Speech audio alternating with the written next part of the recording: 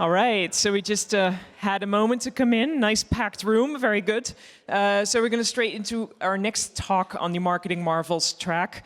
It's from Meta Ads. We're going to talk about the next chapter, so I'm looking forward to any new reveals there. So please welcome to the stage Volkan Satirtav. Thank you. Thank you. Hi, everyone. My name is Volkan. I am currently leading our mobile gaming Europe team based out of London. As you might know, historically, our mobile gaming Europe for sales team were based out of Dublin. Now that has changed to London last quarter for two reasons. One is the fact that our product team is based out of London, so we want to increase our pace of bringing new products to the markets in a faster way. That's one thing. Second thing is, we have a huge client base out of London, and London is more of a hub than Dublin, so that's why we wanted to be closer to the action, so we can also be participating more often in conferences like this, so that we can tell you guys more about what's coming. So, without further ado, let's jump into our presentation. This is the transformation graph you have seen all the time. Everything starts with the COVID boom, and then we have obviously the stagnation period due to Apple's ATT, and now we're in the AI native area. We talk about AI every day, day in, day out. But my presentation is going to be about two topics. One is about ATT, so what actually Meta has done after the ATT. How did we transform our business to, adapt to these new changes? And there's a lot of things have come out in the recent years. And the second thing I'm going to talk about is our AI things. There is a lot of AI changes we have done in the backend, but what does it mean for you? Like, we hear about this Andromeda stuff. Everyone talks about it on LinkedIn, but what actually it is for you, and how can you as UI marketers, maximize on those things? So let's start with post-ATT. ATT came 2021. We know it hit Meta hard. It took us a while to kind of get back to our feet, and during that time, we, as a company, made some decisions. We increase our focus a bit towards verticals that have more robust signals, right? So we're basically web signals, like e-commerce, retail. That helped us a lot. So we obviously were able to kind of come back in our feet, but that came with the cost of us not innovating hard enough on the mobile gaming side. So we kind of lagged behind on that. We tried to fix this in the last, couple of years, and we made a huge progress on this as well. Why? Because, we know the app industry is huge, it's growing, it's going to continue to grow.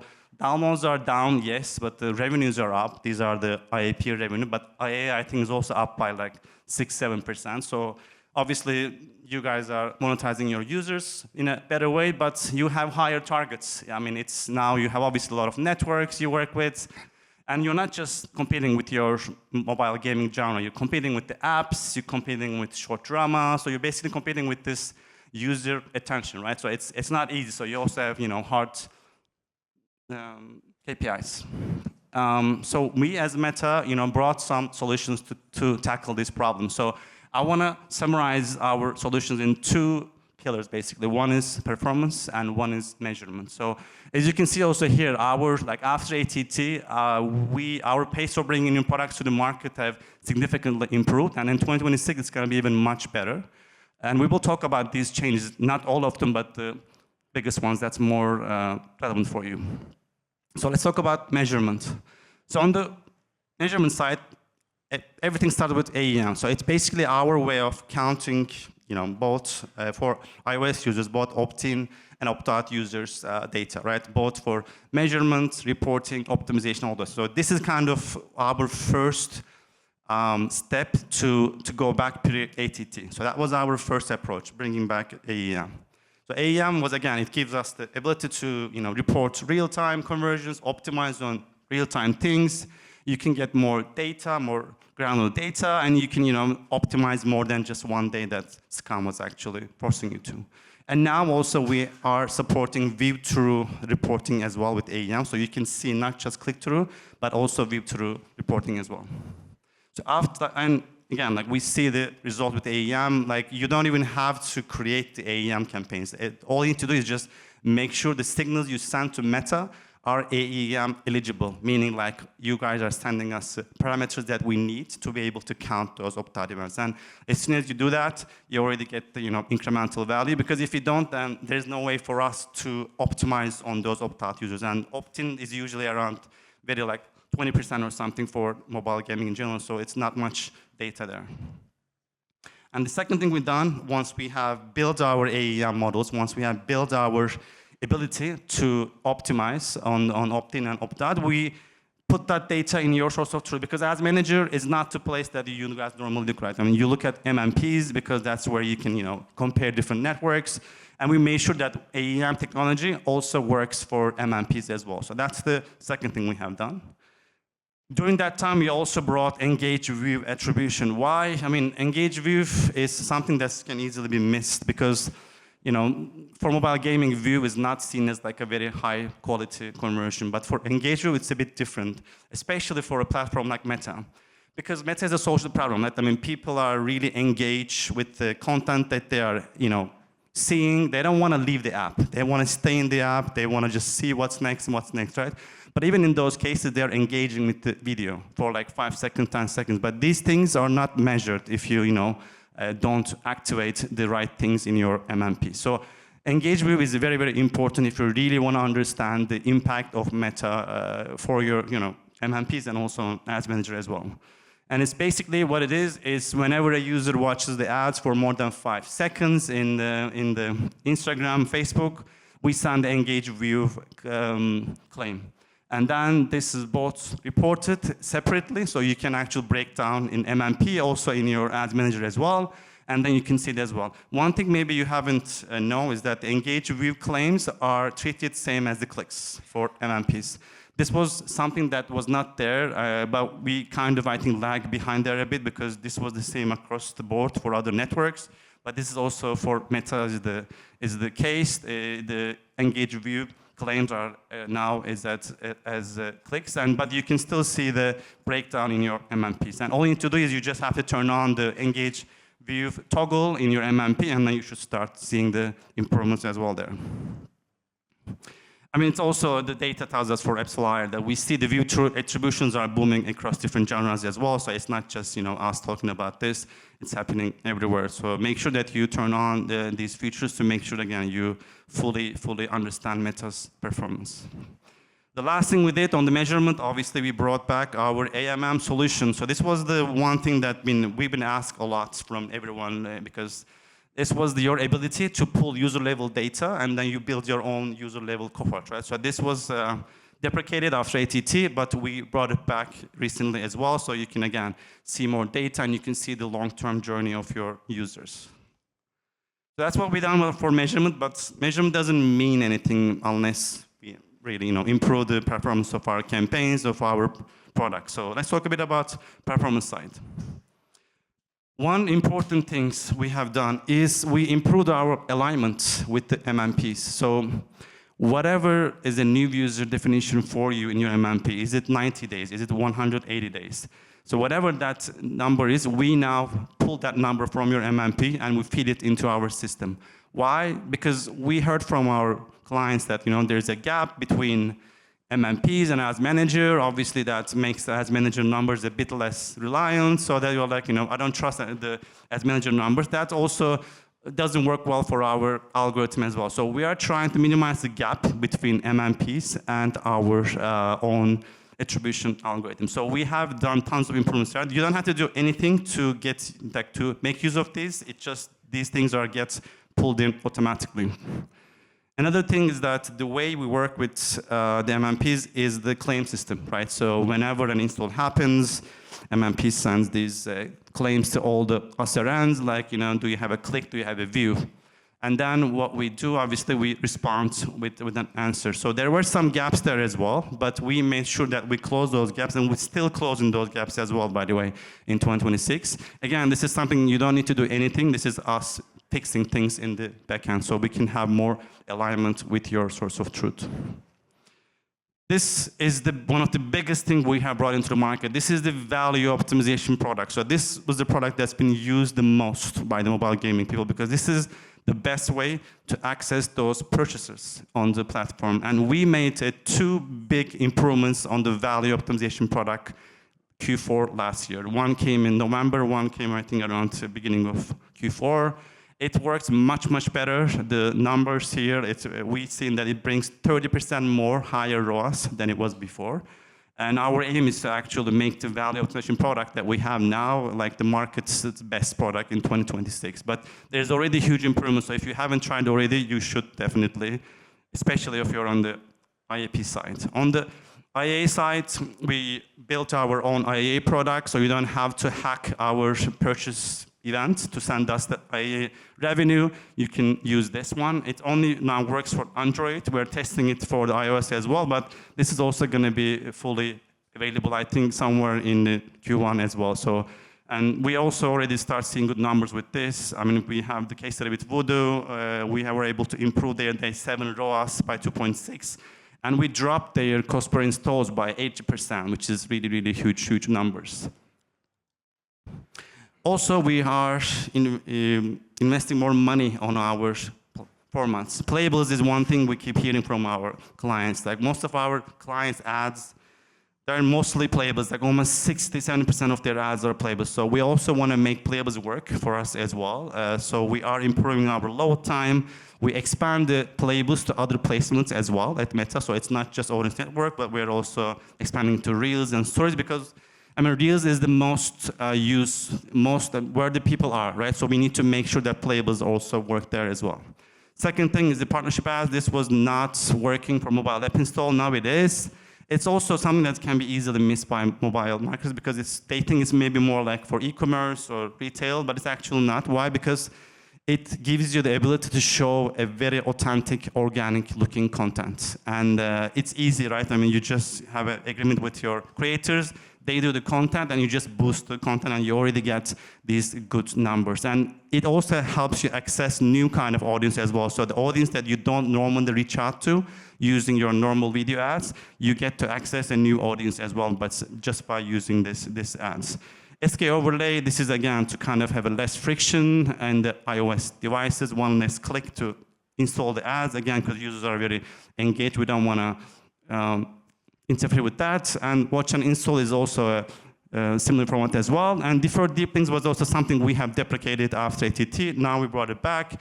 This could be interesting for you guys, for those of you who are doing the mini games approach. Basically, you're showing an ad in your creatives, whatever game you're showing, you can actually redirect users to that specific game within your app as well. So it kind of has a very, you kind of keep the user experience very cohesive here. So I think that's also another interesting thing that you guys should definitely use. And all these things, all these recommendations, and many more of them are going to be soon in Ads Manager. You probably start seeing this already there. It's called opportunity score. Basically, whenever we do an improvement, whenever we see that you're doing something like wrong and you can do something better there, and it's going to be there. It's going to be telling you, and there's going to be guiding you, so that we don't have to talk to you and tell you about these things. It will already going to be there, and you can easily apply those recommendations in your Ads Manager. So these are the things that helped us, brought back a lot of things after ATT. Again, it was a tough period, but I think we did a really, really good job there, and there's more products are coming on 2026 as well.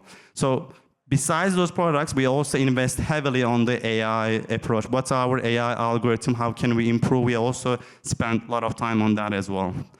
And our basically key thing is not going to change. We want to show the right ad to the right user at the right time. So that's not going to change. That's our goal always, because we're trying to optimize the user experience with the advertiser performance. So we cannot just, ignore the one area. So for that, I'm not going to get into the technical details of it, but what I can say is that there is actually a two-stage process here. The first stage is called retrieval.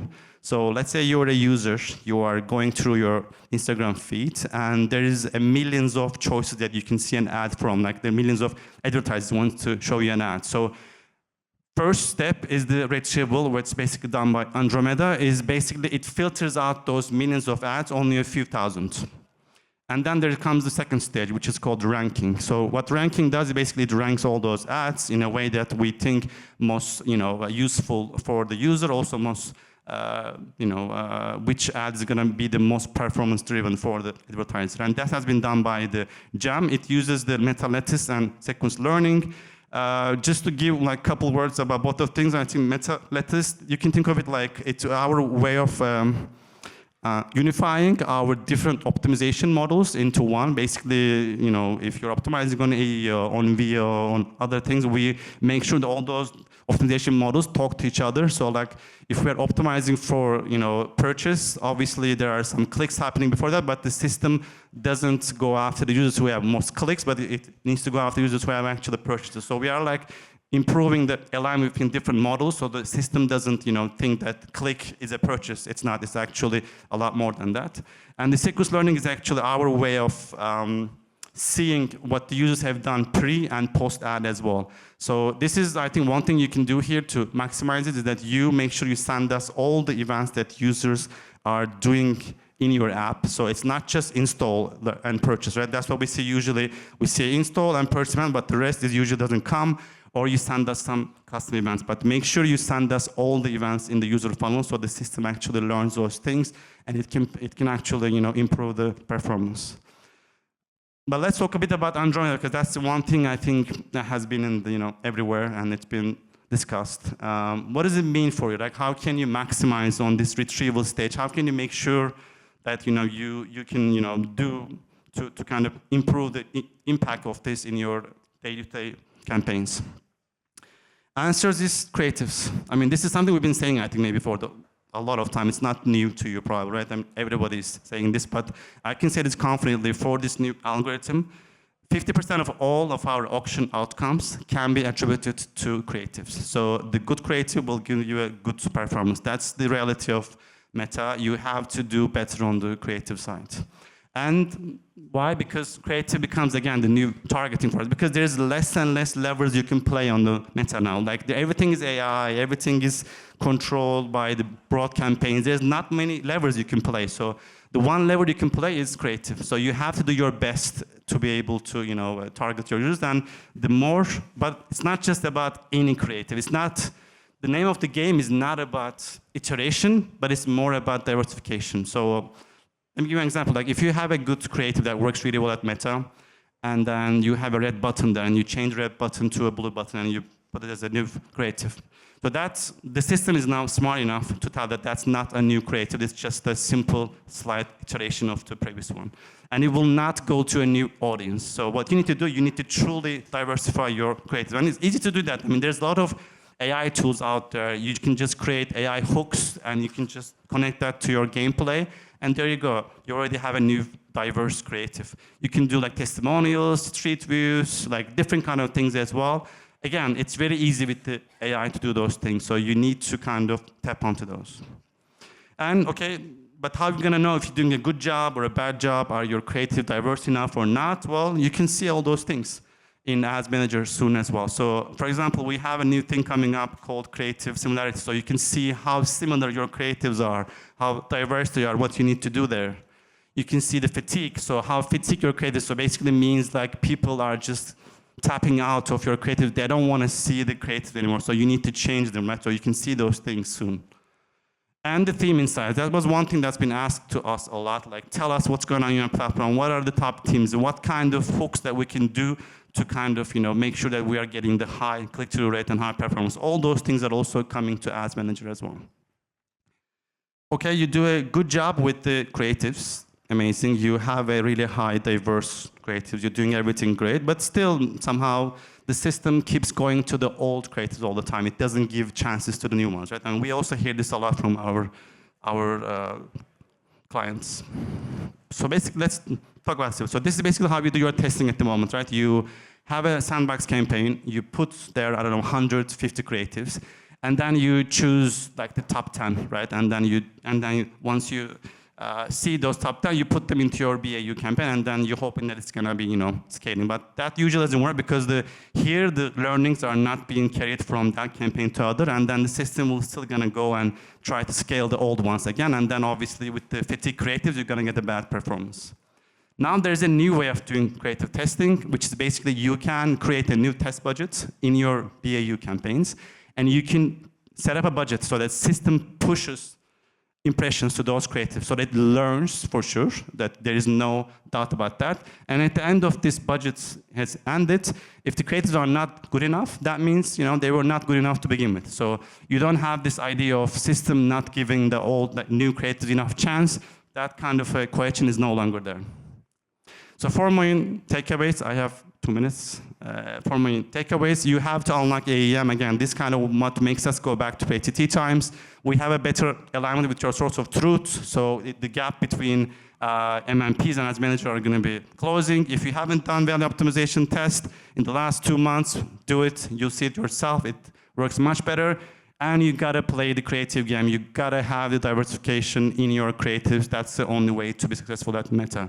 So what's next? I mean, we don't have at the moment the 2026 roadmap, but I can tell you that with all the changes that we're having with the teams, with the product teams and everything, the pace of, again, our bringing new products and relevant products to the market is gonna be even higher in 2026. And we do have access to those users that you wanna reach. We have 3.4 billion users in the platform, so we have access to those pairs. And there's 4.5 billion Reels has shared every day. The Reels is the new way of communication between people. So we have those people, we have them in our platform, and our products are getting much better as well. So please stick with us, and I can say confident that for 2026, Meta is definitely back. Thank you. Thank you so much. Yeah, you can leave them there.